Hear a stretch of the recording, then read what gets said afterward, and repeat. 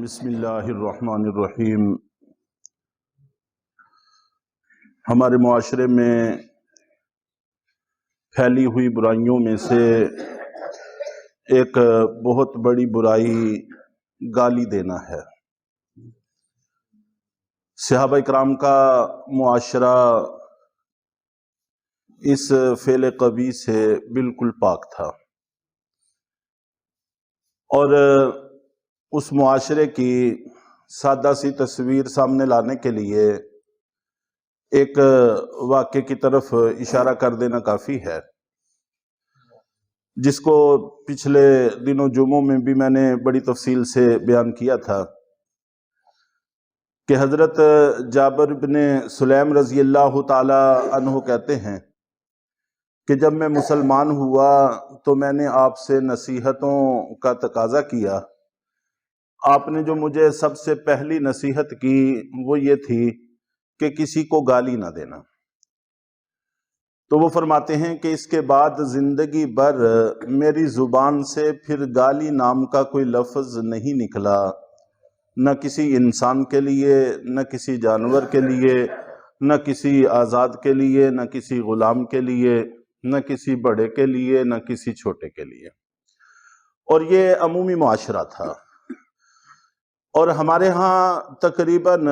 یہ گالی کا ماحول اتنا عام ہو گیا ہے کہ جس کی کوئی حد نہیں، بلکہ ایک ایک بات میں کئی گالیاں دینا اور اس کو ذرہ بر عیب نہ سمجھنا، یہ ہمارے اندر چیز پیدا ہو گئی ہے۔ جبکہ نبی پاک صلی اللہ علیہ وسلم نے ایک موقع پر ارشاد فرمایا، اور یہ بخاری اور مسلم دونوں کتابوں میں ہے، کہ مسلمان کو گالی دینا فسق ہے، اور فسق کبیرہ گناہ کو کہتے ہیں، کبیرہ گناہ ہے، اور مسلمان کے ساتھ مقابلہ کرنا کفر ہے۔ یعنی مسلمان کو زیب نہیں دیتا کہ مسلمان سے مقابلہ کرے، یہ کفار کے اعمال میں سے ہے کہ وہ مسلمان سے ٹکر لیتے ہیں۔ آپس میں ان کو نہیں ٹکرانا چاہیے، اپنی صلاحیتوں کو آپس میں ٹکرانے میں صرف نہیں کرنا چاہیے۔ اور ایک لمبی حدیث ہے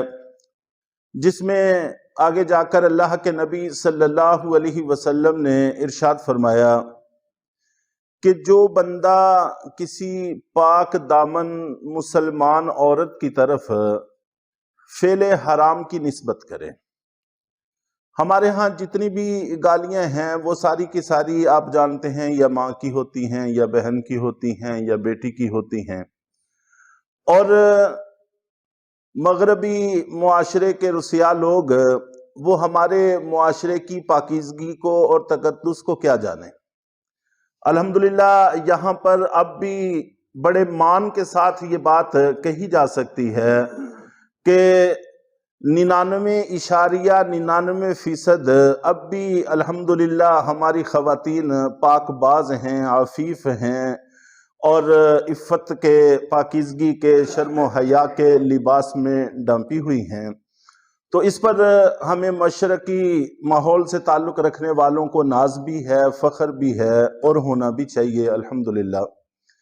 تو ایسی پاکیزہ اور مقدس خواتین کے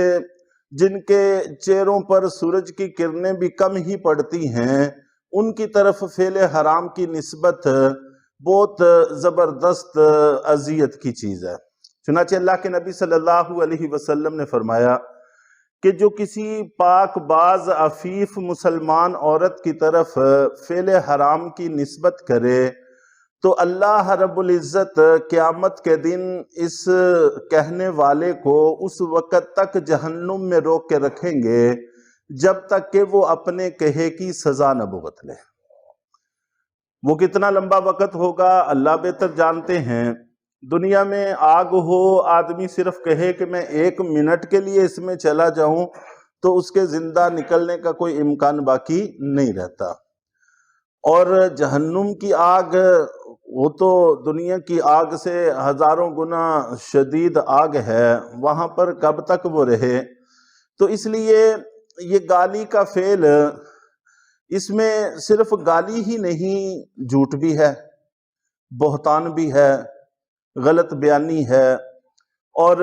اس کے ساتھ ساتھ نبی پاک صلی اللہ علیہ وسلم نے فرمایا کہ فحش گوئی سے، فحش کلامی سے بچو، اس لیے کہ اللہ رب العزت فحش کو بھی پسند نہیں کرتے اور فحش کلامی کو بھی پسند نہیں کرتے۔ تو اللہ رب العزت جن چیزوں کو پسند نہیں کرتے، ہمارے معاشرے کو اس سے پاک ہونا چاہیے۔ عام طور پر ہمارے ہاں ملازم ہوتے ہیں، متاحت ہوتے ہیں، اپنے سے چھوٹے لوگ ہوتے ہیں، ان کو گالی دینے میں ہم ذرہ بر گریز نہیں کرتے، احتیاط نہیں کرتے، حالانکہ جیسے ہم آزاد ہیں وہ بھی آزاد ہیں۔ صرف یہ ہے کہ اللہ نے ایک بندے کو پیسہ زیادہ دے دیا ہے، دوسرے کو ہمت اور طاقت زیادہ دے دی ہے، وہ اس کا محتاج ہے، وہ اس کا محتاج ہے، وہ اس کے بغیر زندگی نہیں گزار سکتا، یہ اس کے بغیر زندگی نہیں گزار سکتا۔ یوں اللہ تعالیٰ نے دنیا کا نظام چلانے کے لیے آپس میں ہم لوگوں کو ایک دوسرے کا محتاج کیا ہے۔ تو لیکن جو عہدے والا ہے، پیسے والا ہے، وہ دوسرے کے اس احسان کو نہیں سمجھتا کہ میں بدلے میں اس سے خدمت لیتا ہوں تو پھر اس کو کچھ دیتا ہوں، تو چونکہ وہ تنخواہ دیتا ہے، اس کو پیسے دیتا ہے، اس لیے اس کو گالی دینے میں اور اس طرح کا کچھ کہنے میں ذرہ احتیاط سے کام نہیں لیتا۔ پہلے زمانوں میں غلام اور باندیاں ہوا کرتی تھی، وہ باقاعدہ مال ہوتی تھیں، ان کو بیچ سکتے تھے، کسی اور کو ہبہ کر سکتے تھے، آزاد کر سکتے تھے، کئی اختیارات ان پر ہوتے تھے جو آج کل ہمیں اپنے ملازمین پر وہ اختیارات حاصل نہیں ہیں۔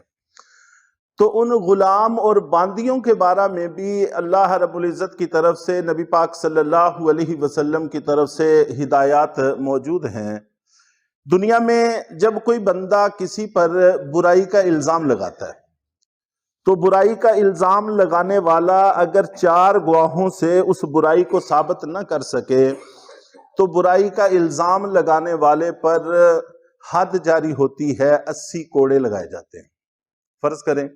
ایک بندہ دوسرے کو کہتا ہے کہ تم نے بدکاری کی ہے، تو یہ مقدمہ عدالت میں چلا جاتا ہے اور شرعی نظام نافذ ہو تو عدالت اس سے اپنی اس بات پر 4 چشمدید گواہوں کا تقاضا کرے گی۔ اگر 4 کا عدد اس سے پورا نہیں ہوتا جو چشمدید گواہ ہوں، تو پھر اس کہنے والے کو اللہ کی طرف سے، اللہ کے نبی کی طرف سے حد قذف کا حکم ہے، تہمت لگانے کی حد۔ اور اسی کڑی شرط کی وجہ سے یہ بات ہے کہ آج تک پوری مسلمانوں کی تاریخ میں گواہوں کے ذریعے سے یہ جرم ثابت نہیں ہو سکا۔ صحابہ کرام میں جو اکا دکا واقعات ہیں وہ اقرار سے ثابت ہوئے ہیں کہ اس نے آ کر اقرار کیا ہے کہ مجھ سے برائی ہوئی ہے، گواہوں سے ثابت نہیں کیا جا سکا۔ تو شریعت کا حسن ہے، خوبصورتی ہے، بات کسی اور طرف نہ نکل جائے۔ تو بات میں یہ عرض کر رہا تھا کہ اللہ کے نبی صلی اللہ علیہ وسلم نے فرمایا کہ جو بندہ کسی آزاد پر اگر تہمت لگائے، گواہوں سے ثابت نہ کر سکے، تو دنیا میں حد قذف اس پر کہنے والے پر لگتی ہے، 80 کوڑے اس کو لگائے جاتے ہیں، اور ہمیشہ کے لیے وہ مردود الشہادت تصور کیا جاتا ہے۔ جو ایک مرتبہ کسی پر برائی کی تہمت لگا دے، گواہوں سے ثابت نہ کر سکے، کسی معاملے میں اس کی گواہی قبول نہیں کرتی، پھر قیامت تک توبہ بھی کر لے تب بھی اس کی گواہی قبول نہیں ہوتی۔ تو دنیا میں اگر کوئی آدمی اپنے غلام پر یا باندی پر برائی کا الزام لگاتا ہے، اس کو اس طرح کی گالی دیتا ہے، تو دنیا میں تو اس پر حد قذف جاری نہیں ہوگی، کہنے والے پر حد قذف جاری نہیں ہوگی، لیکن اللہ کے نبی صلی اللہ علیہ وسلم نے فرمایا قیامت والے دن اللہ کی طرف سے اس پر حد قذف جاری کی جائے گی، وہاں اولین و آخرین کے سامنے اس کو 80 کوڑے لگائے جائیں گے۔ تو یہ سزا جیسے اس وقت تھی آج بھی ویسے ہی قائم ہے۔ ہم گالی کے ضمن میں تہمت لگاتے ہیں، عیب لگاتے ہیں، تو اور آخرت کی اتنی زبردست دھمکی سے ہم بالکل لاپرواہ ہو جاتے ہیں تو اللہ تعالی ہماری اس غفلت کو ہم سے دور کریں۔ حضرت عبداللہ ابن عمر ابن عاص رضی اللہ تعالیٰ عنہ ایک دفعہ اپنی پھوپھی کے ہاں مہمان ہوئے۔ پھوپھی نے کھانے کا انتظام کیا اور باندی کو کہا کہ جلدی سے کھانا لے آؤ، تو کھانا لانے میں اس کو کچھ تاخیر ہو گئی، تو پھوپھی نے غصے میں، جیسا کہ عام طور پر ہم کہہ دیتے ہیں اپنے متحدوں کو بدکار اور اس قسم کا لفظ بول کے، کہا کہ جلدی لاؤ۔ تو حضرت عبداللہ ابن عمر ابن عاص رضی اللہ تعالیٰ عنہ پریشان ہو گئے، کیونکہ وہ لوگ تو اس طرح کی باتوں کے عادی نہیں تھے سننے کے، ان کے کان تو ایسی باتیں نہیں سنتے تھے، معاشرہ ہی ایسا نہیں تھا۔ تو فوراً کہا کہ کیا آپ کو اطلاع ہے کہ اس کے اندر یہ بدکاری اور برائی والی یہ عادت پائی جاتی ہے؟ تو پھوپھی نے کہا کہ واللہ ایسی کوئی بات نہیں ہے، میں نے ویسے غصے میں کہہ دیا ہے۔ تو فوراً انہوں نے کہا کہ تو پھر یاد رکھو، میں نے خود اللہ کے نبی صلی اللہ علیہ وسلم سے سنا ہے کہ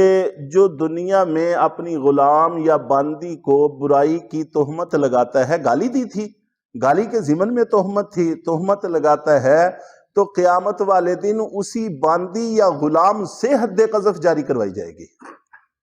تو اس لیے گالی گلوچ سے اور اس قسم کے لفظ زبان پر لانے سے ہمارے معاشرے کو پاک ہونا چاہیے، اور خاص طور پر یہ مزاح جو آج کل ہمارے ہاں بہت زیادہ رائج ہو گیا ہے، اور اس میں اس قسم کے الفاظ ہی زیادہ تر ہوتے ہیں، تو اللہ تعالی ہم سب کو اس سے بچنے کی توفیق عطا فرمائے۔ انشاءاللہ کچھ باتیں کل بھی اس سے متعلق عرض کی جائیں گے۔ الحمدللہ۔